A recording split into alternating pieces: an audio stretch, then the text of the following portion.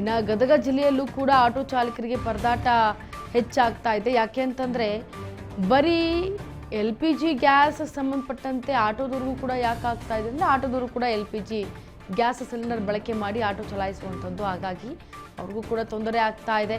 Auto ಗ್ಯಾಸ್ಗೂ ತಟ್ಟಿದೆ ಈಗ ಯುದ್ಧದ effect.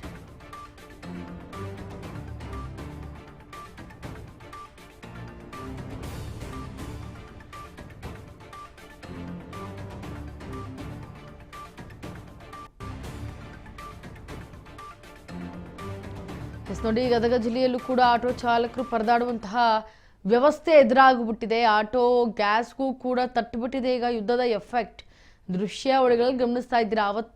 ಅವತ್ತು ದುಡಿದು ಅವತ್ತು ತಿನ್ನುವಂತಹ ಆಟೋ ಚಾಲಕರಿಗೆ ಈಗ ಒಂದೊತ್ತು ಊಟ ಸಿಗುತ್ತಾ ಇಲ್ವಾ ಅನ್ನೋ ರೇಂಜಿಗೆ ಬಂದು ನಿಂತು ಬಿಟ್ಟಿದ್ದಾರೆ. ಯಾಕೆಂದರೆ ಅಟ್ಲೀಸ್ಟ್ ಅವ್ರಿಗೆ ಗ್ಯಾಸ್ ಇದ್ದರೆ ಅವ್ರಿಗೆ ಕೆಲಸ ಆಗುತ್ತೆ, ಇಲ್ಲ ಅಂತಂದರೆ ಯಾವ ರೀತಿ ಆಗುತ್ತೆ. ಗದಗ್ನ LPG ಗ್ಯಾಸ್ಗಾಗಿ ಈಗ ಮುಗಿಬಿದ್ದಿದ್ದಾರೆ ಆಟೋ ಚಾಲಕರು. ಆಟೋ ಗ್ಯಾಸ್ ಬಂಕ್ನಲ್ಲಿ ಆಟೋಗಳ ಕ್ಯೂ ನಿಂತಿರೋದನ್ನು ಕೂಡ ನೀವು ಗಮನಿಸ್ತಾ ಇದ್ದೀರಾ.